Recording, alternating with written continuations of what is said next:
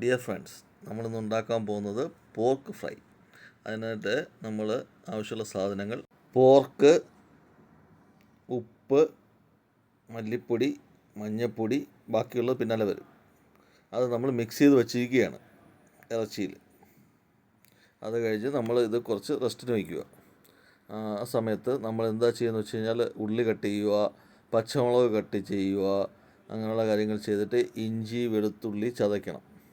അതിന് നമ്മൾ അടുത്ത ആളിനെ ഏൽപ്പിച്ചിട്ടുണ്ട്. അത് വെളുത്തുള്ളി ചതയ്ക്കുന്നു ആദ്യം, അത് കഴിഞ്ഞു അടുത്ത് ഇഞ്ചി ചതയ്ക്കുന്നു.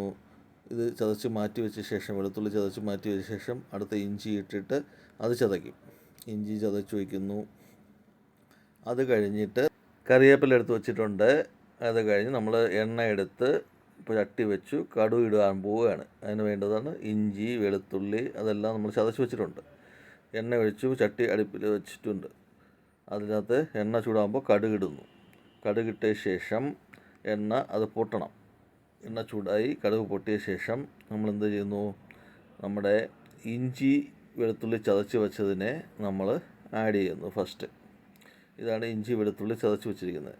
അത് കഴിഞ്ഞ് ഉള്ളി കട്ട് ചെയ്ത് വെച്ചിട്ടുണ്ട്, പച്ചമുളകുണ്ട്, എല്ലാം റെഡിയാക്കി വെച്ചിട്ടുണ്ട്. ഓക്കെ, അപ്പം കടുക് പൊട്ടാനുള്ള സമയം നമ്മൾ കൊടുക്കുന്നു. കടുക് പൊട്ടി, ഇഞ്ചി വെളുത്തുള്ളി തട്ടി, നമ്മളതിനെ ഒന്ന് പച്ചമണം പോകുന്നവരെ വഴറ്റണം. ചെറുതായിട്ടൊന്ന് മൂപ്പിക്കണം. തീ അഡ്ജസ്റ്റ് ചെയ്ത് നമ്മളത് ചെയ്തുകൊണ്ടിരിക്കുകയാണ്. ഇതിങ്ങനെ കുറച്ച് വഴറ്റി കഴിഞ്ഞ ശേഷം ഒരു പച്ചമണം മാറണം. അതിൻ്റെ പച്ചമണം മാറിയ ശേഷം അടുത്ത നമ്മൾ ആഡ് ചെയ്യുന്നത് കറിവേപ്പിലയാണ്. കറിവേപ്പില നമ്മൾ ഇതിനകത്ത് ആഡ് ചെയ്യുക. കറിവേപ്പില ആഡ് ചെയ്ത ശേഷം അടുത്ത് നമ്മൾ ഇതൊന്നും ഇളക്കി കൊടുത്ത ശേഷം അടുത്തത് ഐറ്റം ആഡ് ചെയ്യുന്നത് നമ്മുടെ പച്ചമുളകും നമ്മുടെ സവാളയാണ്. പച്ചമുളകും സവാളയും ആഡ് ചെയ്ത് അത് ഇളക്കി നല്ലപോലെ വഴറ്റണം. നല്ലപോലെ മിക്സ് ചെയ്യണം. നല്ലപോലെ മിക്സ് ചെയ്ത് അതൊരു ചെറിയ വാടിയ പരുവമാകുമ്പോഴത്തേക്കും അടുത്ത് നമ്മൾ ആഡ് ചെയ്യുന്നത് എന്താണ്, ഉപ്പാണ്. അത് ഉപ്പ് ആഡ് ചെയ്യുമ്പോൾ സവാള പെട്ടെന്ന് വഴണ്ട് കിട്ടും. അതിന് നമ്മൾ എന്ത് ചെയ്യുക, ചെറുതായിട്ട് ഉപ്പ് ആഡ് ചെയ്ത് കൊടുക്കുക. നമ്മൾ ആൾറെഡി ഇറച്ചിയിൽ കുറച്ച് ഉപ്പ് ആഡ് ചെയ്തിട്ടുണ്ട്. ഇത് നമ്മൾ മസാലയ്ക്ക് വേണ്ടിയിട്ടുള്ള ഉപ്പ് ചെറുതായിട്ട് ആഡ് ചെയ്ത് കൊടുക്കുക.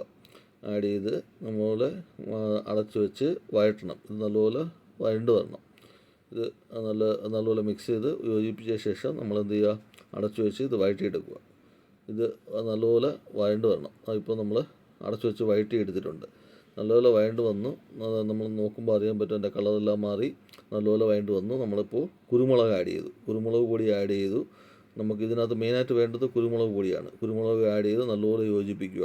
നല്ലപോലെ യോജിപ്പിച്ച ശേഷം നല്ലപോലെ മസാല നമ്മൾ യോജിപ്പിച്ച ശേഷം ആ കുരുമുളകിൻ്റെ ഒരു പച്ചമണം മാറുമ്പോൾ നമ്മൾ അടുത്ത് ആഡ് ചെയ്യുന്നത് നമ്മുടെ മിക്സ് ചെയ്ത് വെച്ചിരിക്കുന്ന ഇറച്ചിയാണ് ഇതിനകത്തോട്ട് ആഡ് ചെയ്ത് കൊടുക്കുന്നത്. അത് ഇറച്ചി നമ്മൾ ആഡ് ചെയ്ത ശേഷം അത് നല്ലപോലെ മിക്സ് ചെയ്യുക. നല്ലപോലെ മിക്സ് ചെയ്യുന്നത് മസാലയായിട്ട് നല്ലപോലെ യോജിപ്പിക്കുക.